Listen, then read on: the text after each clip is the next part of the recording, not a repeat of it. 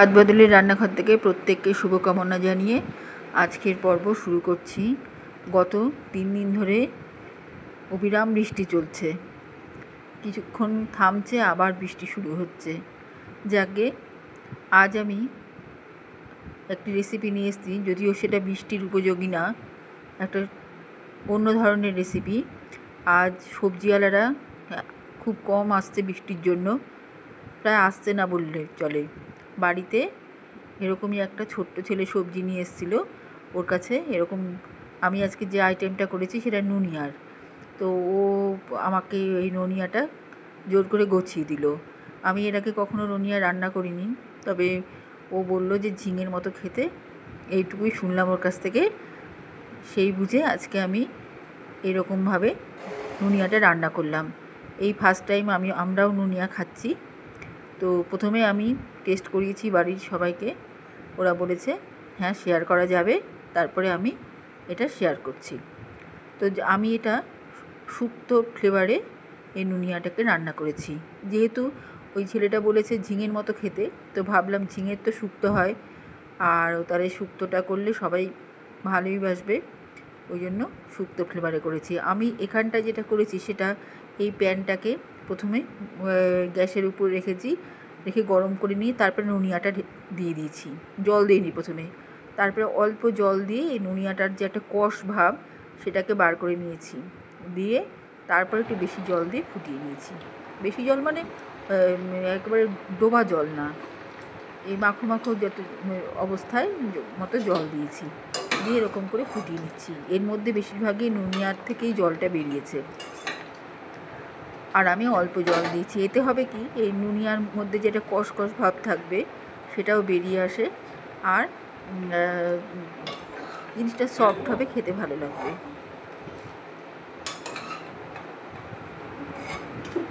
এইভাবে আমি নুনিয়াগুলো সব তুলে নিলাম। এখন এখানটায় বেশ জলটাও বেশ ফুটন্তই আছে। আমি এখানটায় বেশ কিছু কাঁঠাল দানা দিয়ে দেবো, যার জন্য এই জলটাকে আমি আর ফেলে দিলাম না, এর মধ্যেই আমি কাঁঠাল দানা দিয়ে দিচ্ছি। কাঁঠাল দানাটা সেদ্ধ করে নিচ্ছি।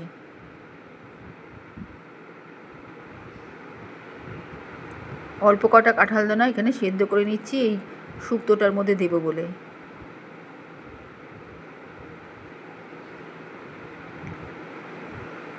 আমি এখানে 2টো নুনিয়া ব্যবহার করেছি, কিন্তু রান্নার পরে যখন দেখলাম একদম অল্প আর খেতেও খুব ভালো হয়েছে তরকারিটা, তখন মনে হলো আমি 4টে মোট কিনেছি, তখন মনে হলো 2টো দিয়ে দিলে ভালোই করতাম।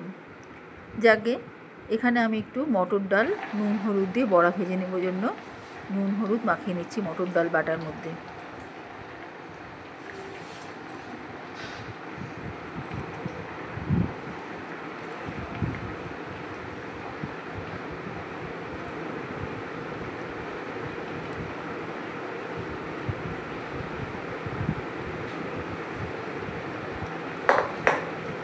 কাঁঠাল দানাটাও বেশ সেদ্ধ হয়ে এসছে।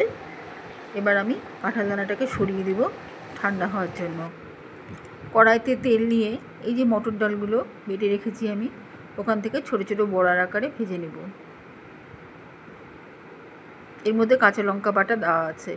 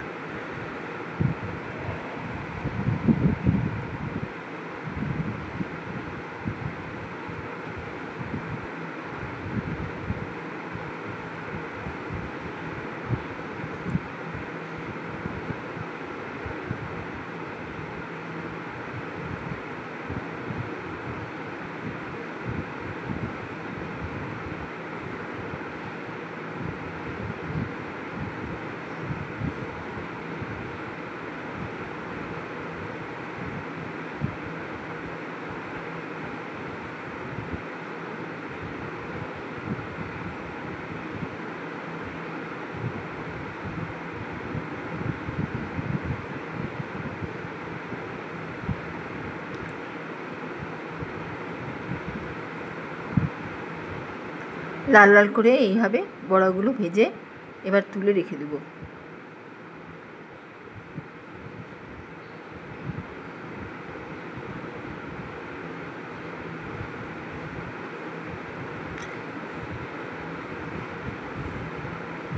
এবারে এই তেলের মধ্যেই আমি আলু ভেজে নিচ্ছি খোসা শুদ্ধ।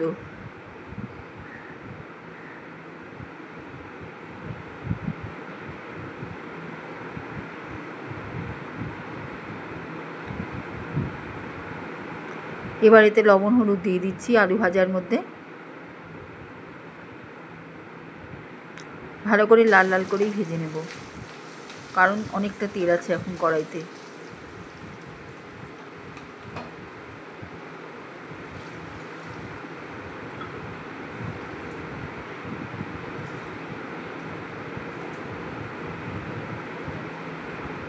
এখান থেকে কিছুটা তেল আমি সরিয়ে রাখবো,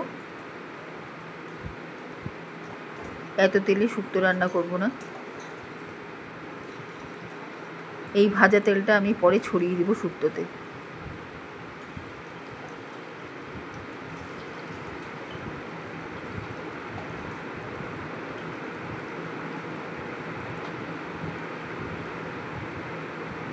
তেলটা বেশ গরম হয়ে আছে, এর মধ্যে তেজপাতা, শুকনো লঙ্কা, মেথি ফোড়ন দিয়ে দেবো।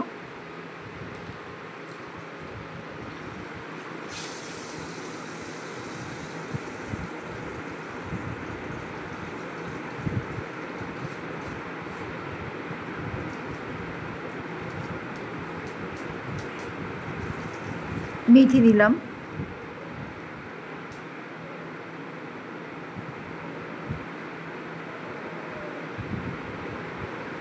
শুকনো লঙ্কা। এই ফোড়নে খুব সুন্দর একটা সুঘ্রাণ বেরোবে। ভালো করে ভেজে নিচ্ছি।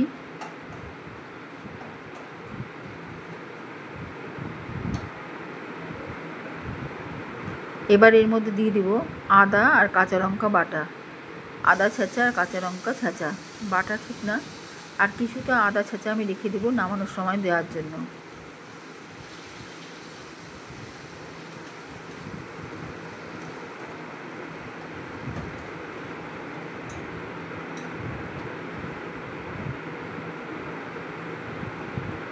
এবার নুন হলুদ দিয়ে কষিয়ে নেব মশলাটাকে ফোড়ন সমেত।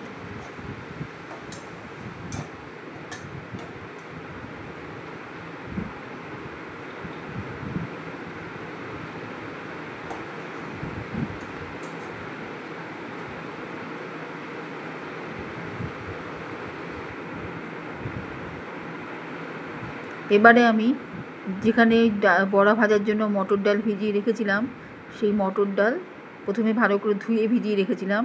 ভেজানোর পরে জলটা একটু ঘোলা ঘোলা হয়ে যায়, সেই জলটা মটর ডাল ভেজানো জলটা দিয়ে দিলাম। এমনি জল দিলে একটা স্যাপস্যাপে ভাব হয়, ওই জন্য আমি হাতের কাছে মটর ডাল ভেজানো জলটা ছিল ওটা দিয়ে দিলাম। আর দিলাম এই সেদ্ধ করা নুনিয়া। আবার দিচ্ছি আলু ভাজা, বড়া ভাজা, যেগুলো আমি সব একসাথে দিয়ে দিলাম। এগুলো সব একসাথে বয়েল হলে খেতে ভালো লাগবে। এবার দিলাম সেদ্ধ কাঁঠাল দানা।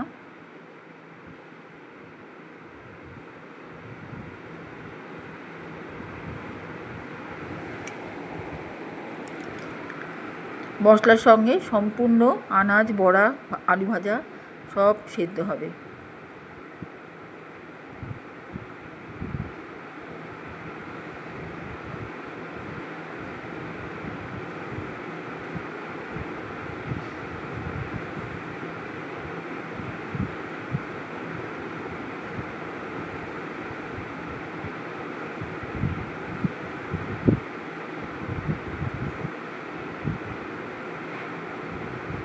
এবারে দিয়ে দিচ্ছি পোস্ত বাটা। পোস্ত বাটাটা একটু সেদ্ধ হবে এই ঝোলের সাথে, তবেই টেস্ট হবে, তবেই তেল ছাড়বে পোস্ত বাটা থেকে।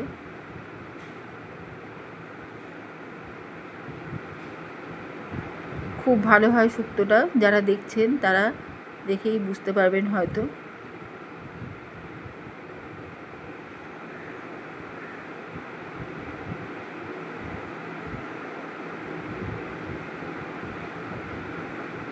এখানে আর একটু নুনিয়া দিলে ভালো হতো সেদ্ধ। আর এখানে দিচ্ছি চার মগজ, আমার কাছে বেশ কিছুটা চার মগজ ছিল, ওটাও আমি বেটে দিয়ে দিচ্ছি টেস্ট হবে বলে।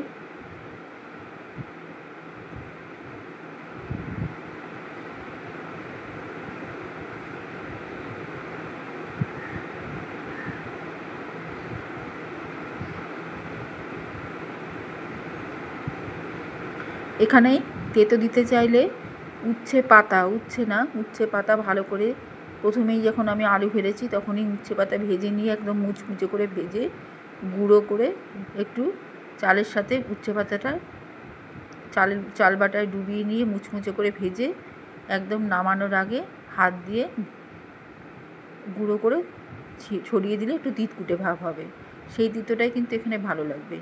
এখানে আমি বড়া ভাজা তেলটা দিয়ে দিলাম। আর তিতো এর মধ্যে তিতো দিতে চাইলে ওই রকমভাবে তিতোটাই ভালো লাগবে, তাছাড়া উচ্ছে এমনিতে ভালো যাবে না। ওই তিতোটার মধ্যে সামান্য একটু তিতকুটে ভাব থাকবে। যাকে এখানেই আমার নুনিয়ার শুক্তোর শেষ রান্না।